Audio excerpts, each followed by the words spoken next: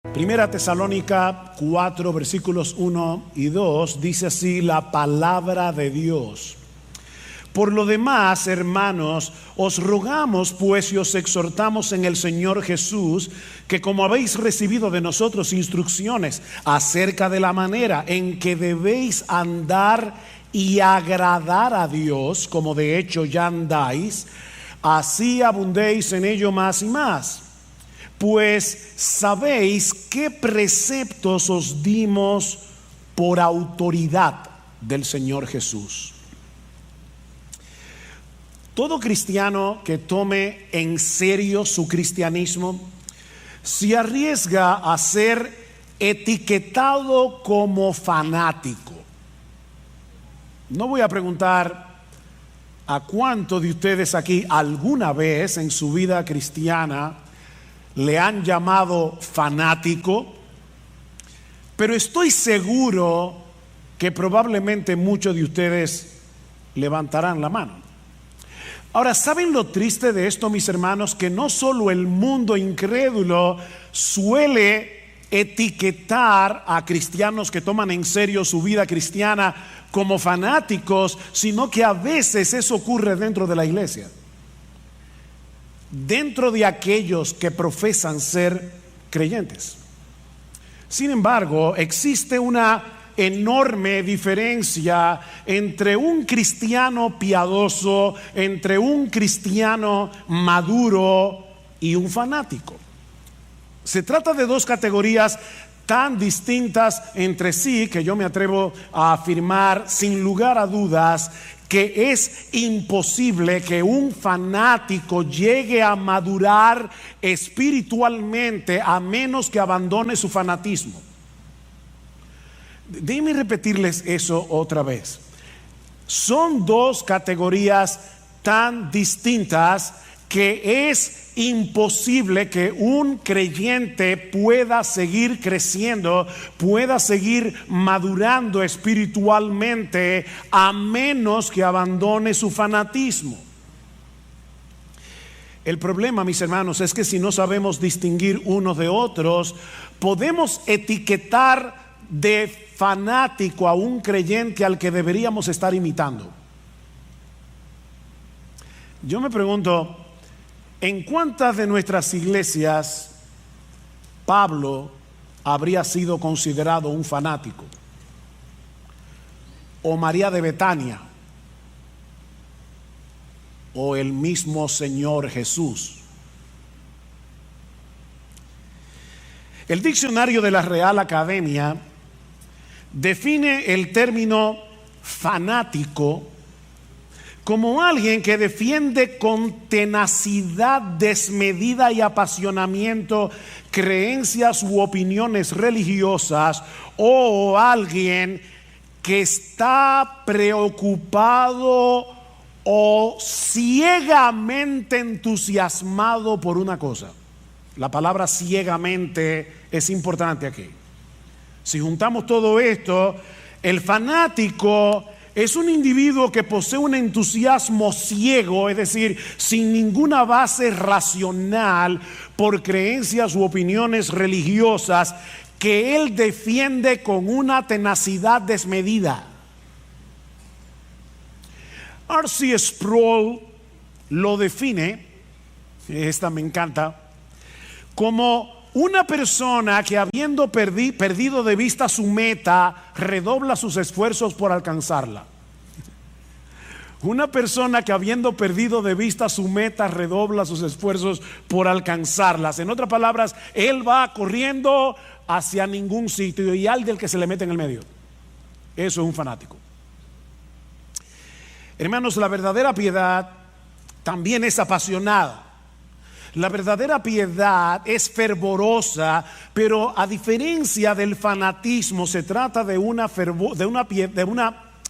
pasión y de un fervor bien informado, bien dirigidos. Usando como referencia la definición de Sproul, el creyente piadoso también se esfuerza para alcanzar una meta, pero no es un entusiasmo ciego, sino que surge de una fe que descansa en lo que Dios ha revelado de sí mismo y de nosotros como cristianos en su palabra. Este creyente, y yo espero poder estar hablando de ti esta mañana.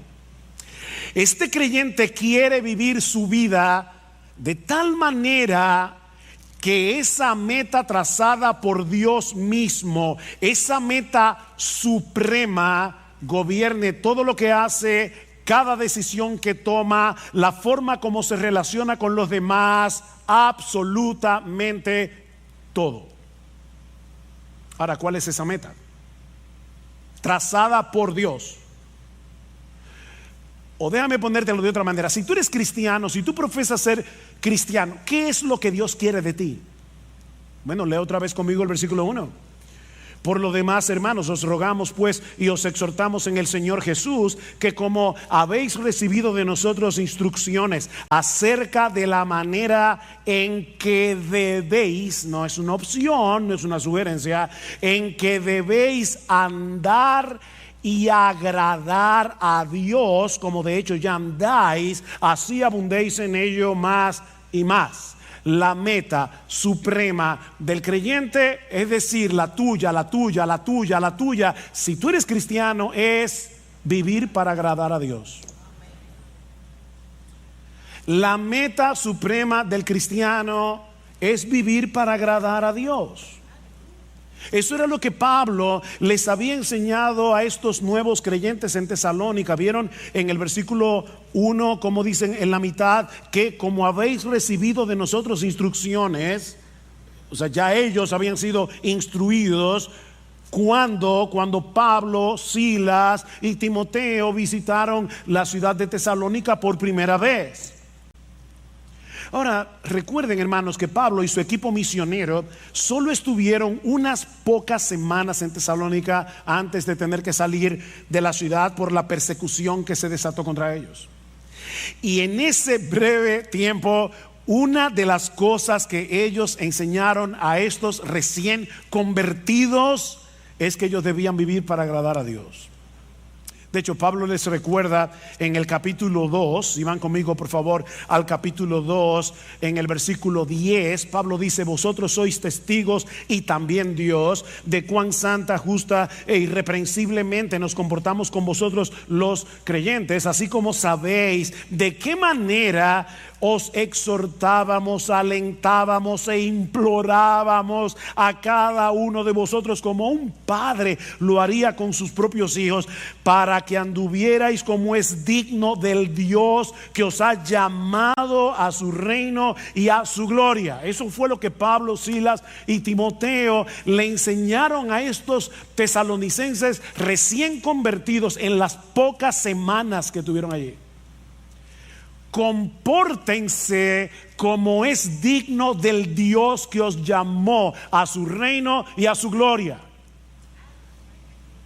Así que mi hermano, mi hermana, no importa si tú te convertiste hace 30 años, no importa si tú te convertiste hace 2 semanas, la meta suprema de tu vida debe ser agradar a Dios en todo lo que haces. La meta de tu vida es vivir como es digno de ese Dios que en una manera eficaz te llamó personalmente con nombre y apellido para que tú compartas su reino y su gloria. Te repito, yo no sé si te convertiste hace 30, 40, ahora en la actividad que teníamos con los nuevos hermanos de la iglesia que fueron recibidos recientemente. Les decía: bueno, mi nombre es Ugel Michelén, tengo 45 años de convertido. No importa. Y yo me convertí hace 6 meses. No importa. La meta tuya y la mía es exactamente la misma. Yo con 45 años, tú con 6 meses. Vivir para agradar a Dios. Vivir como es digno de ese Dios que nos llamó a ser parte de su reino y de su gloria.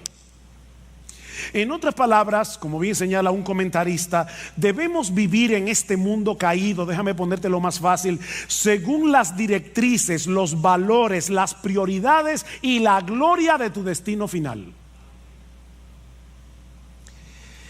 Eso fue lo que Pablo, Timoteo y Silas enseñaron a estos creyentes de Tesalónica tan pronto vinieron a Cristo en arrepentimiento y fe. Y ahora que Pablo les escribe esta carta, les dice exactamente lo mismo. Versículo 1 otra vez: por lo demás, hermanos, os rogamos de nuevo y os exhortamos en el Señor Jesús de nuevo, que como habéis recibido instrucción cuando nosotros estábamos con ustedes personalmente en la ciudad, ahora les repito, vivan agradando a Dios.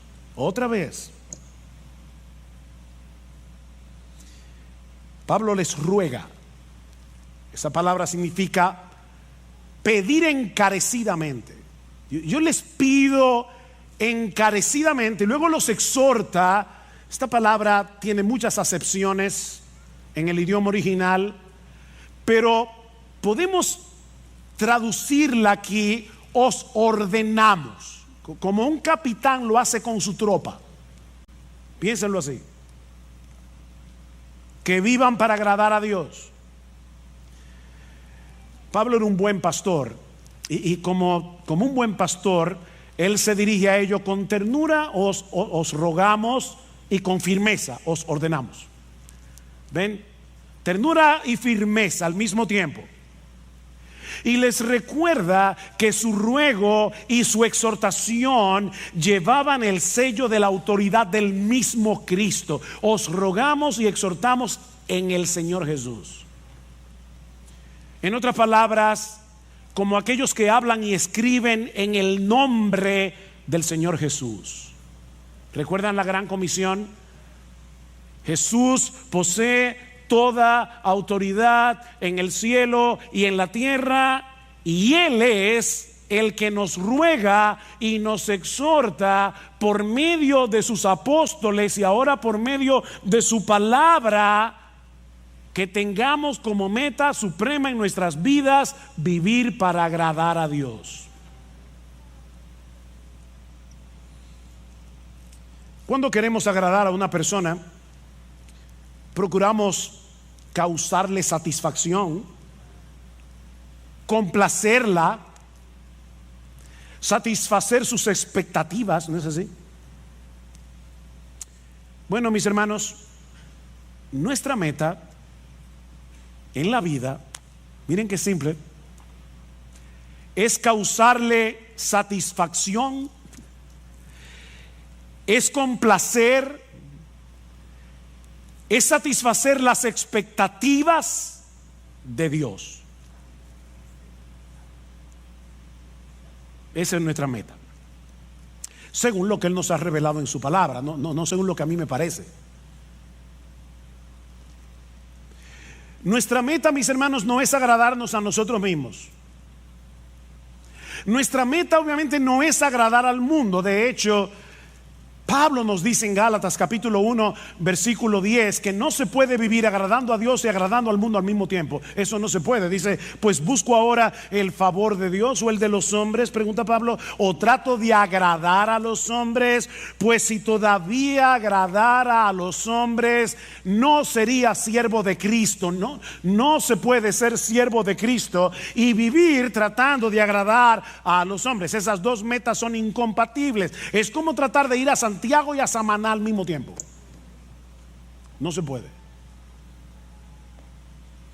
Por otro lado, esta meta excluye vivir la vida cristiana en automático.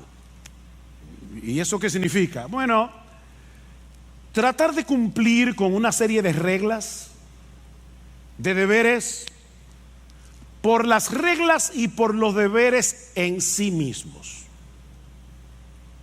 ¿Por qué tú viniste a la iglesia hoy? ¿Por qué cuando los hermanos estaban cantando tú estabas cantando? Porque es lo que se espera de ti como cristiano. Tengo que hacer esto porque Eso es lo que el cristiano está supuesto a hacer. No, mis hermanos, no. Hacemos lo que hacemos y dejamos de hacer lo que dejamos de hacer porque nosotros queremos agradar a Dios. Debiste haber venido a la iglesia porque a Dios le agrada que tú vengas. A Dios le agrada que tú vengas. Y eso hace toda la diferencia del mundo entre un fariseo y un cristiano, entre un legalista y un cristiano. Dice John Piper, agradar a Dios no es simplemente un deber religioso, es la esencia misma de la vida humana. O sea, oigan esto, hermanos, una persona, un ser humano que no está viviendo para agradar a Dios es como un reloj que no da la hora. Amigos que nos visitan, de verdad, lo que voy a decir ahora no quiero sonar ofensivo, así que voy a tratar de ser lo más dulce, tierno, tranquilo que yo pueda. Una persona que no vive para agradar a Dios no sirve para lo que fue creado.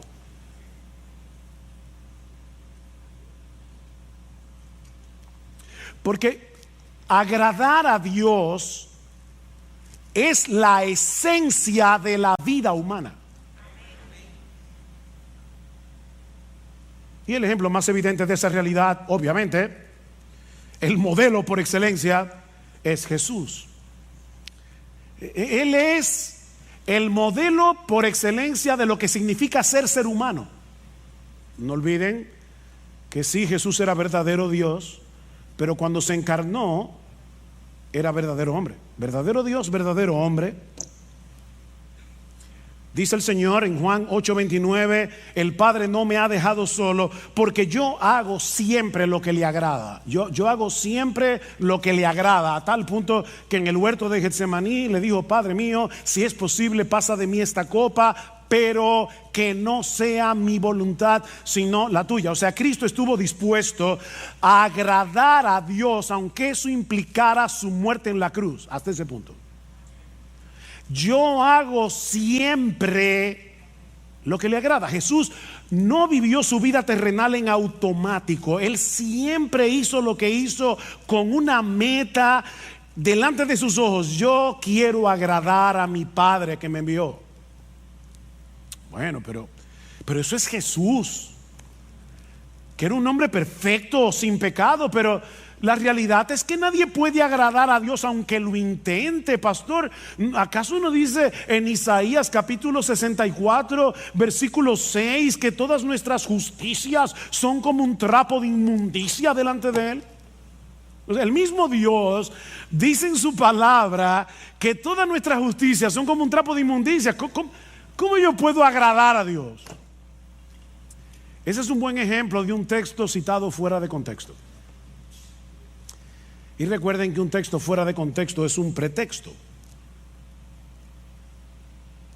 Si tú lees con cuidado los capítulos que rodean Isaías 64:6, te vas a dar cuenta que Dios está hablando aquí de aquellos que presentaban sus sacrificios sin estar acompañados de una fe sincera y sin tomar en cuenta lo que Dios había prescrito en su palabra acerca de estos sacrificios. En otras palabras, estos israelitas pensaban que el mero hecho de practicar un ritual, el mero hecho de presentar un sacrificio y presentarlo como les diera la gana, eso era suficiente. Pero ese texto no está diciendo que ningún creyente del Antiguo Testamento no podía agradar a Dios. En ese mismo pasaje, y ahí es que uno ve cómo el leer un texto fuera de contexto se convierte en un problema. Porque si tú lees, ¿verdad? Déjenme decirles algo que yo espero que ustedes estén bien despiertos. Pero Isaías 64:6 está después de Isaías 64:5. ¿Lo captaron? Ok. Déjame decirte lo que dice el texto anterior, Isaías 64:5.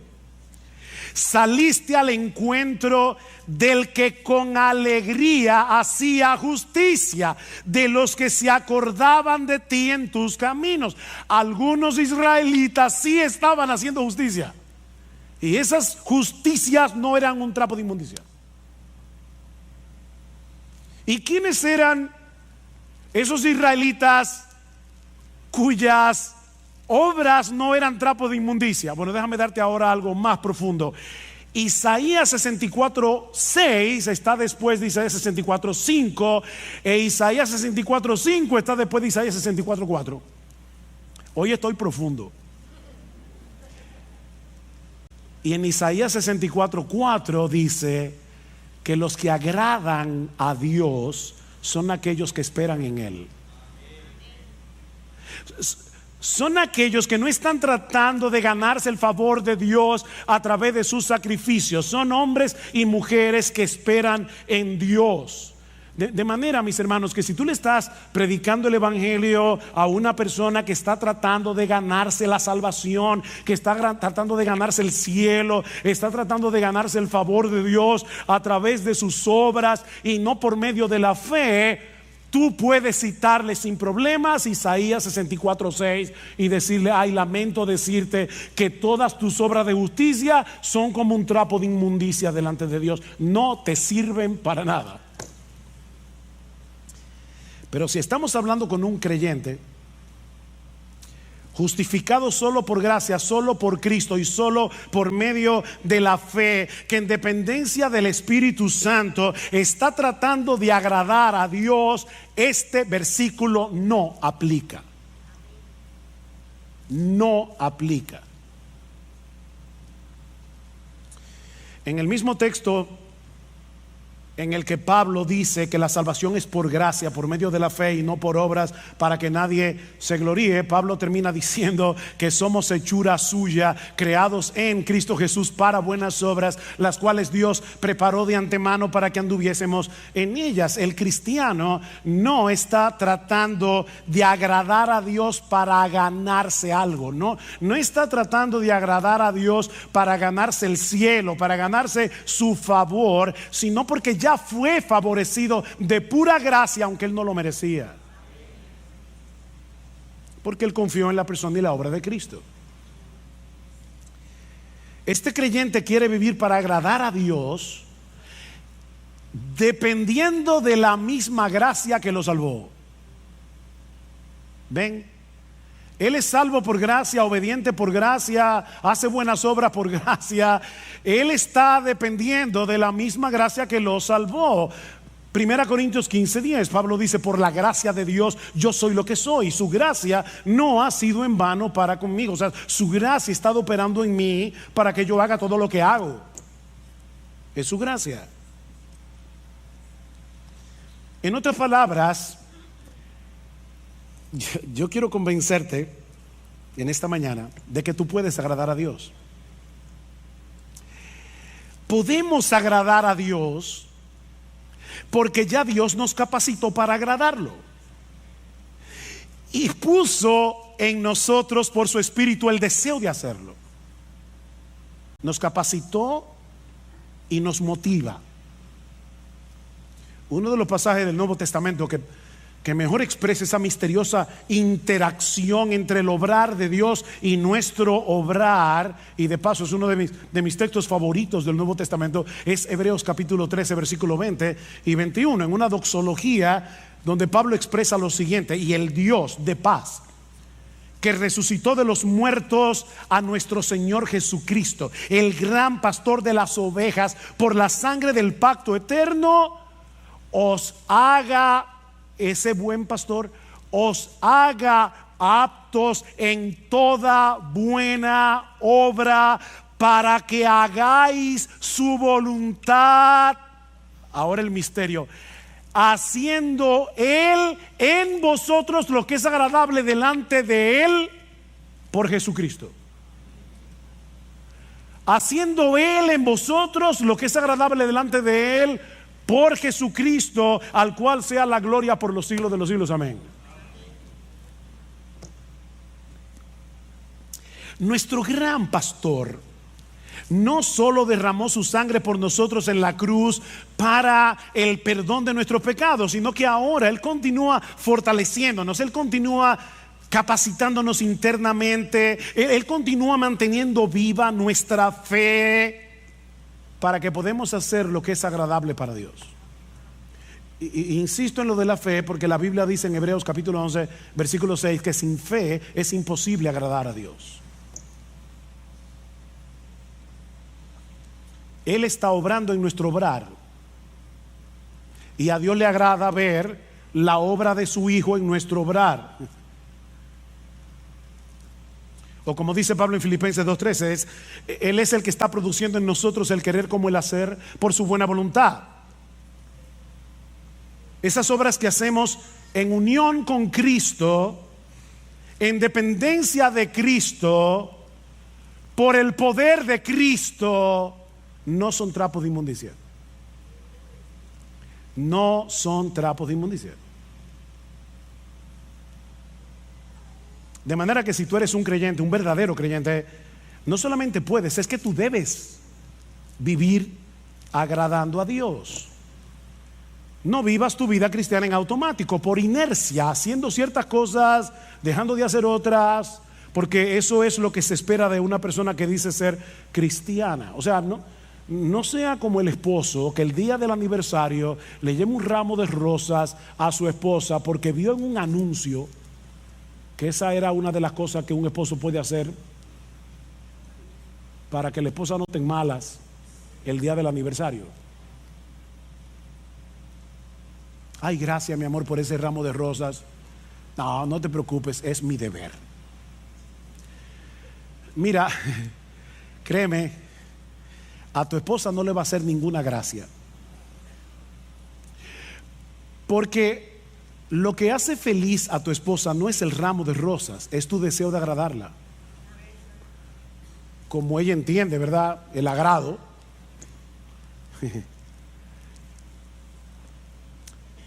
Bueno, en un grado infinitamente superior, todo aquel que sabe que fue elegido por Dios el Padre para salvación desde antes de la fundación del mundo, todo aquel que sabe que Dios el Hijo derramó su sangre en una cruz para el perdón de nuestros pecados, todo aquel que sabe que Dios el Espíritu Santo le cambió su corazón, le dio nueva vida para que pudiera arrepentirse y creer en Cristo, debe anhelar de todo corazón vivir para agradar a aquel que lo amó de ese modo.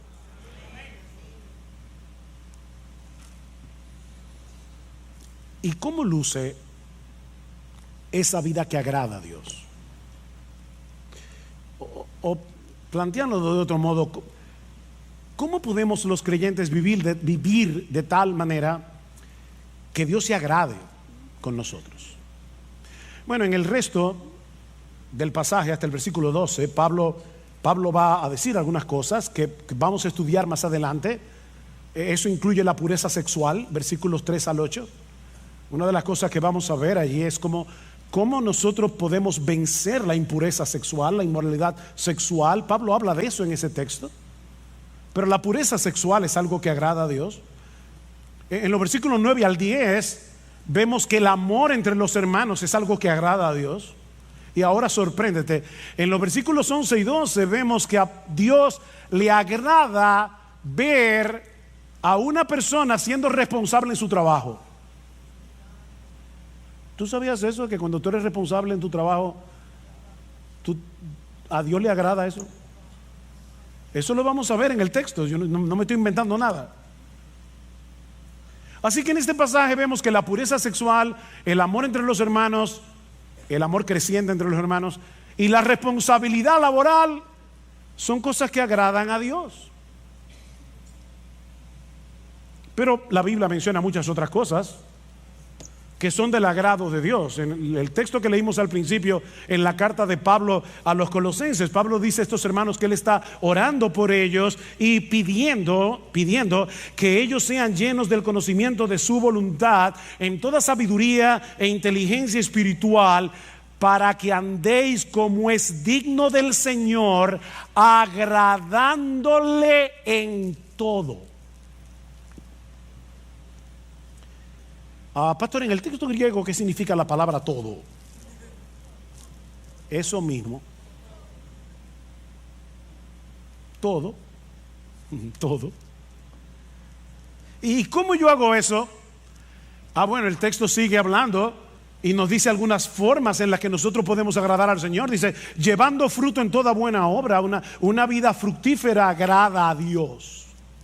Sobre todo el fruto del Espíritu Santo, que es desarrollar en nosotros el carácter de Jesús, ¿verdad? Amor, gozo, paz, paciencia, benignidad, bondad, fe, mansedumbre, templanza. En la misma medida en que tú te pareces más a Jesús y menos a ti, Dios se agrada.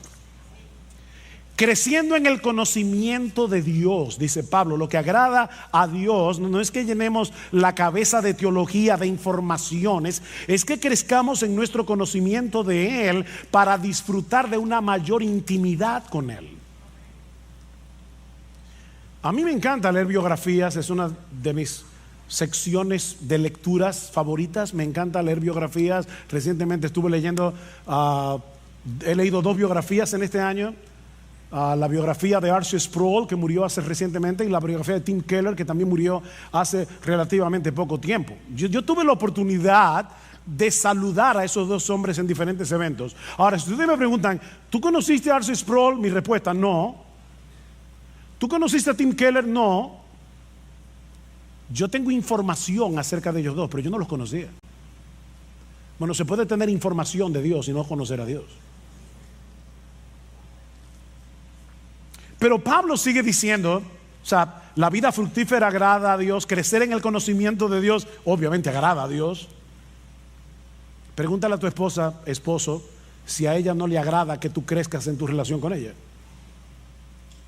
Pero en tercer lugar, fortalecidos con todo poder conforme a la potencia de su gloria, para toda paciencia y longanimidad, es decir, para toda paciencia y perseverancia, sobre todo en medio de las presiones, en medio de las pruebas. ¿Sabes qué, mi hermano? Cuando tú estás sufriendo, cuando tú estás en medio de una gran aflicción y por obra del Espíritu Santo en ti que te capacita, tú soportas la aflicción en el poder que viene de Dios. Eso agrada a Dios. Ese texto me fue de una tremenda bendición esta semana. Estaba muy agobiado en mi pensamiento con varias cosas, y me alegra que en uno de los salmos dice: ¿quién me diese alas de águila y vuele a tal? Yo no sé dónde. ¿Verdad que hay momentos que uno quiere desaparecerse del mapa? ¿O a ti no te pasa? Y con ese sentimiento en mi corazón, créame, vino ese texto a mi mente. Y yo dije: no, Padre, perdóname. O sea, el asunto aquí no es huir, no es escapar, es fortalecerme en ti. Porque cuando yo hago eso, a ti te agrada, a ti te agrada que en la prueba, en el dolor, me fortalezca en Dios. Eso agrada a Dios.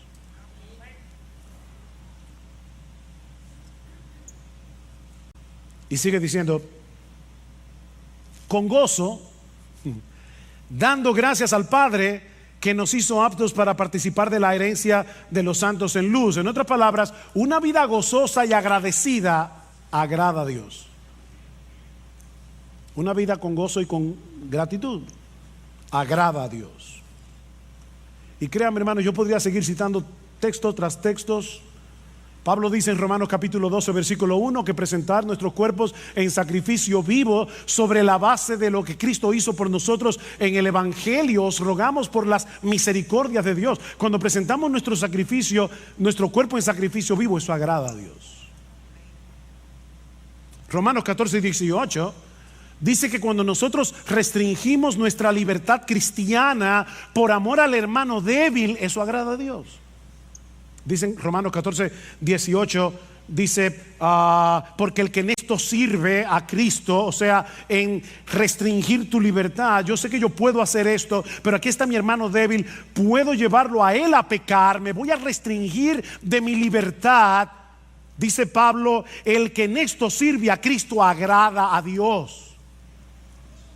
Y más adelante en Romanos 15 dice: cada uno de nosotros agrade a su prójimo en lo que es bueno para edificación, porque ni aun Cristo se agradó a sí mismo. El Hijo de Dios, el que sí podía vivir para agradarse a sí mismo porque es Dios, decidió no agradarse a sí mismo. Y porque Cristo decidió no agradarse a sí mismo, es porque tú eres salvo. Porque si hubiese querido agradarse a sí mismo, no habría ido a la cruz. Y ahora Pablo está diciendo: mira a Cristo y vive así. Hijos, niños y jóvenes, obedecer a vuestros padres agrada a Dios. Colosenses capítulo 3 versículo 20 dice: hijos, obedeced a vuestros padres en todo, porque esto agrada al Señor. La próxima vez que tus padres te pidan algo que no te agrade hacer, no piensa en este momento: lo que mi papá me está pidiendo no me agrada, pero a Dios le agrada que yo obedezca, a menos que sea un pecado. A Dios le agrada que andemos en comunión con Él. Es interesante que en Génesis capítulo 5 versículo 22 dice que Enoc anduvo con Dios. Ustedes conocen ese texto. Pero en la versión griega del Antiguo Testamento, conocido como la Septuaginta, dice que Enoc agradó a Dios. O sea, donde dice que Enoc anduvo con Dios, la Septuaginta dice agradó a Dios. Y luego el autor de la carta a los Hebreos, basándose en este texto, dice: por la fe Enoc fue traspuesto para no ver muerte, y no fue hallado porque lo traspuso Dios, y antes que fuese traspuesto tuvo testimonio de haber agradado a Dios. ¿Ven que se puede agradar a Dios? Dios no le dijo a Enoc: eso es trapo de inmundicia. No.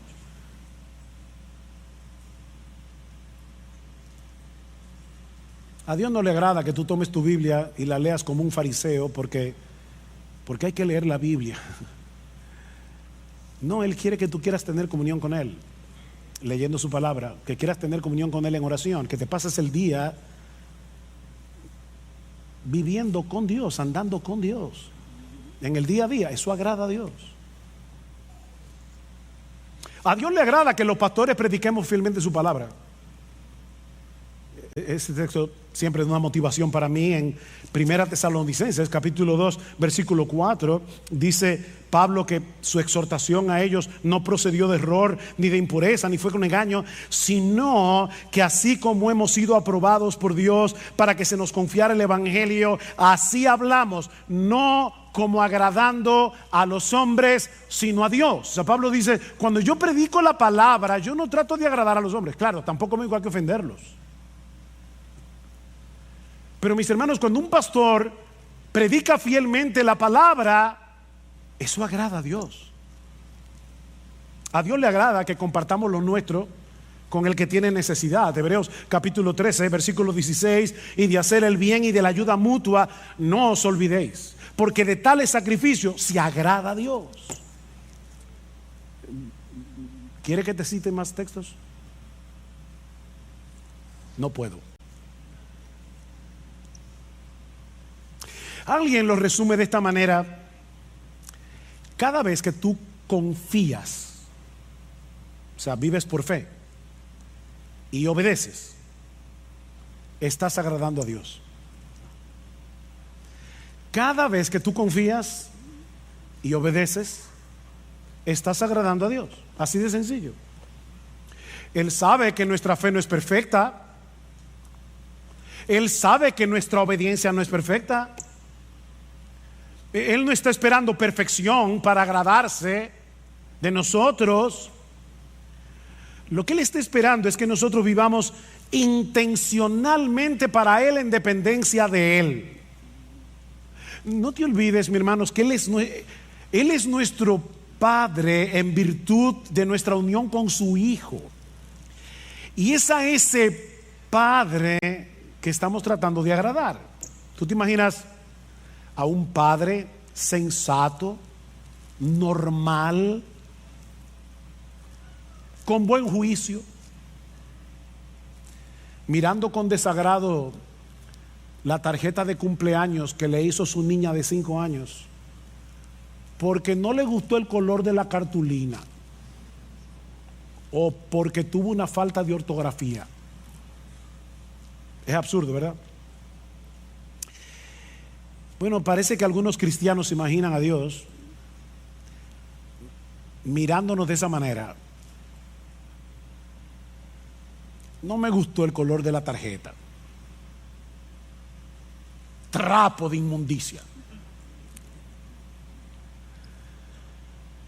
A.W. Tozer dice: de la falta de comprensión adecuada de Dios surge un mundo de infelicidad entre los buenos cristianos de hoy, un mundo de infelicidad. Y luego añade: se piensa que la vida cristiana consiste en llevar una cruz sombría y sin alivio bajo la mirada de un padre severo que espera mucho y no excusa nada. Un padre austero, malhumorado, muy temperamental y extremadamente difícil de complacer. ¿Te ha pasado eso por la cabeza? ¿Has visto alguna vez a Dios así? Ese no es el Dios de la Biblia. Ese no es el Dios que se nos revela en la Escritura como el Padre de nuestro Señor Jesucristo y que ha venido a ser ahora nuestro Padre por causa de nuestra unión con Él. Si eres creyente, mi hermano, ahora tú estás vestido con la ropa de gala de la justicia perfecta de Jesús, y por lo tanto tus intentos de agradar a Dios no son un trapo de inmundicia, es la ropa de Jesús. Pedro dice en su primera carta que los cristianos ofrecemos a Dios sacrificios espirituales que son aceptables a Dios por medio de Jesucristo. Yo he oído hermanos que le da vergüenza cantar en voz alta porque no cantan bien. O ellos creen que no lo voy a juzgar ahora, ¿verdad? O sea, ellos creen que nacieron con oreja, pero no con oído musical. Y prefieren cantar bajito. Mira, canta.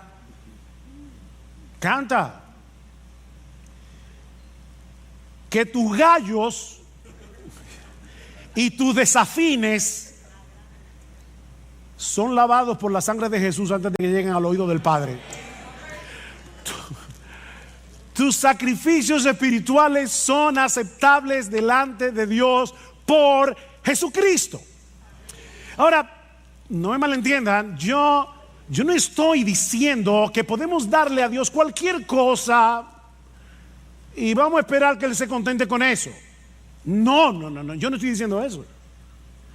Lo que estoy diciendo, mis hermanos, es que tú y yo, si somos cristianos, debemos entregarle toda nuestra vida viviendo intencionalmente para agradarle a Él, pero sabiendo de antemano que la perfección de Jesús cubrirá todas nuestras imperfecciones. Eso es lo que estamos diciendo. Pero vive para agradar a Dios.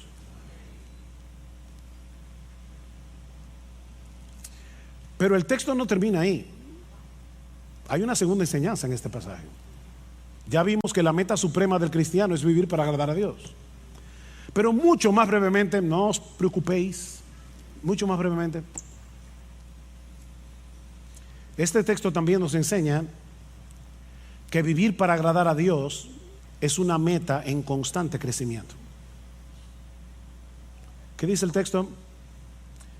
Por lo demás, hermanos, os rogamos, pues os exhortamos en el Señor Jesús, que como habéis recibido de nosotros instrucciones acerca de la manera en que debéis andar y agradar a Dios, como de hecho ya andáis, así abundéis en ello más y más. Que abunden en eso. La iglesia en Tesalónica era inusual en muchos sentidos. Estos creyentes estaban en un medio sumamente hostil para el cristianismo, rodeados de paganismo y de inmoralidad. Imagínense un grupo de nuevos creyentes en Nueva York, en el Bronx, pleno Manhattan, o en la ciudad de Londres, o cualquiera de esas ciudades super secularizadas del día de hoy. Así era Tesalónica. Pero desde el momento en que Pablo y su equipo misionero le llevaron el evangelio, lo abrazaron de todo corazón, y dice en el capítulo 1 versículo 7 que ellos llegaron a ser un ejemplo para los creyentes en toda Macedonia y Acaya. O sea, en poquitas semanas esta iglesia llegó a ser una iglesia estable, una iglesia en crecimiento, una iglesia ejemplar. Pero Pablo está empeñado en que no se estancaran espiritualmente. Ya estaban tomando en serio sus vidas cristianas. Ven al versículo 1 otra vez. Dice, como de hecho ya andáis. Ven el paréntesis. Dice, yo les exhorto a que vivan así. De hecho, ustedes están viviendo así. Pero abunden en eso. Abunden en eso. Pablo quiere que la fe de estos hermanos, su piedad, sea desbordante. ¿Qué es lo que significa la palabra abundar? Que desborde, como un río. Es la misma palabra que aparece tanto en capítulo 3, versículo 12, como en el capítulo 4, versículo 9 y 10, cuando Pablo dice, ustedes ya se aman mutuamente, pero abunden en eso. Ámense más. Crezcan en su amor.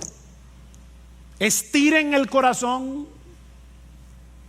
Bueno, lo que Pablo está diciendo es, ya ustedes están viviendo una vida que agrada a Dios. Ya lo están haciendo. Wow, qué elogio para una iglesia. Pero no se den el lujo de quedarse donde están. No se den ese lujo. Iglesia Bíblica del Señor Jesucristo, la vida cristiana es una vida en constante crecimiento. ¿Saben por qué? Porque la meta es llegar a ser igualitos a Jesús. Y eso nunca va a pasar de este lado del cielo. La meta es parecernos a nuestro precioso Señor. En ese sentido, el mismo Pablo es un buen ejemplo a imitar. Escribiendo a los filipenses, Pablo, hermano, Pablo. Algunos dicen que después de Jesús no ha habido en toda la historia de la iglesia un cristiano como Pablo. No ha habido un predicador como Pablo. No ha habido un hombre más apasionado con el evangelio que Pablo. No ha habido un hombre más capaz de sufrir por Cristo que Pablo. Y Pablo dice, yo sigo avanzando por ver si logro asir, o sea, agarrar aquello para lo cual yo también fui asido por Cristo Jesús. Cristo me agarró para algo y mi meta es cumplir eso para lo que Cristo me agarró. Yo no sé para qué Cristo te agarró a ti, mi hermano, pero escucha a Pablo. Dice, hermanos, yo mismo no pretendo haberlo ya alcanzado, pero una cosa hago. Un hombre de una sola cosa, una sola meta. Una cosa hago, olvidando ciertamente lo que queda atrás y extendiéndome a lo que está delante. Prosigo a la meta, al premio del supremo llamamiento de Dios en Cristo Jesús. ¿Han visto esos corredores cuando están llegando a la meta, sacan el pecho para ser los primeros que rompan la cosa esa, no sé cómo se llama, la cinta? Bueno, eso es lo que Pablo está diciendo. Yo estoy corriendo, pero es con el pecho afuera. Yo quiero romper esa cinta. Bueno, si Pablo no pretendía haberlo alcanzado, saca tu conclusión. Mis hermanos, eso no es fanatismo. Eso no es fanatismo. Yo le dije al principio, me pregunto si Pablo hubiera sido considerado como un fanático por cristianos de una iglesia.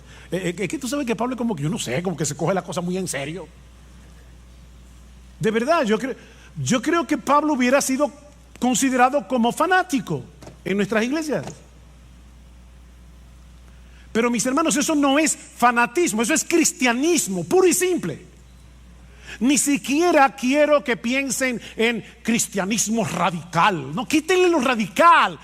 Eso es cristianismo sin apellido. Eso es ser cristiano. Vivir para agradar a Dios. Eso es ser cristiano. Ese no es el privilegio de unos cuantos cristianos super espirituales. Una casta que hay en la iglesia. Me llama la atención que escribiéndole a los corintios, nada más y menos que a los corintios, era una iglesia tan madura, una iglesia llena de problemas. Y en esa carta Pablo compara la vida cristiana práctica con una carrera. ¿Y saben lo que Pablo le dice a esos cristianos de Corinto, de una iglesia tan mala? Corran esta carrera de tal manera que si uno solo va a ser el que se lleve el premio, que seas tú. Vive así. Estamos aquí todos juntos en esta carrera. IBCJ, miembros de IBCJ, todos estamos aquí corriendo. Y ya nos anunciaron que uno solo se va a llevar el premio. Uno solo. Mira, corre. No, yo sé que va a ser, seguro que va a ser uno de los pastores. No. Porque el mismo Pablo dice en ese texto, yo sigo corriendo y trato de correr bien, no sea que habiendo sido yo heraldo para muchos, después yo sea descalificado en la carrera. Cualquiera de nosotros puede ser que descalificado aquí. Corre tú, mi hermano, mi hermana, corre tú, como si fueras el único que fuera a llevarte el premio. ¿No sabéis que los que corren en el estadio, todos a la verdad corren, pero uno solo se lleva el premio? Le dice Pablo a estos creyentes. Corred de tal manera que lo obtengáis.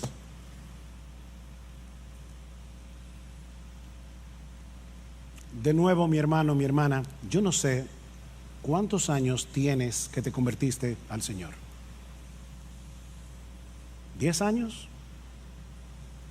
¿30 años? ¿45 años? ¿15 días? ¿Fue ayer?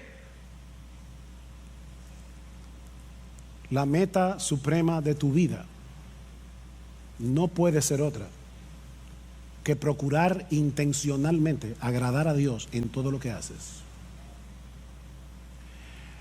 No para ganarte nada de Dios,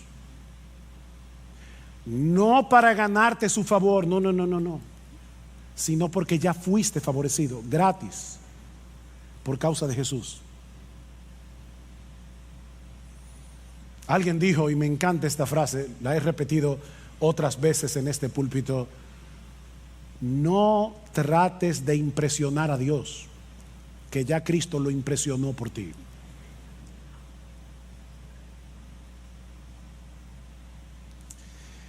Para ponerlo de una manera que los niños que están aquí puedan entenderlo. Niños, cuando nos convertimos a Cristo, Dios nos puso a nosotros la nota de Jesús en todas las materias. Ya yo sé de antemano, cuando yo llegue al cielo y abra mi récord, yo tengo A más en todas las materias. Porque lo que hizo Dios es que me puso a mí la nota de Jesús y a Jesús le puso la mía, y por eso murió en la cruz. Y es descansando en esa justicia perfecta que ya tenemos en Él, es descansando en esa obra del Espíritu en nosotros, que ahora podemos seguir creciendo en nuestra relación con el Señor. Ahora podemos seguir creciendo en nuestra capacidad de amar a otros. Ahora podemos seguir creciendo en nuestra vida de santidad, en nuestro testimonio ante el mundo incrédulo. Y sobre todas las cosas, ahora podemos parecernos cada vez más a nuestro precioso Señor Jesucristo. Y eso es lo que más agrada a Dios, ver a su Hijo en nosotros. Así que, hermano, para concluir, olvídate todo lo que ha quedado atrás en tu vida cristiana, todo, olvídate de eso. Y continúa extendiéndote hacia lo que tienes por delante, porque no existe, óyeme bien, no existe una vida más plena, más bienaventurada, más dichosa, más satisfactoria, y no sé ya cuántos otros adjetivos usar,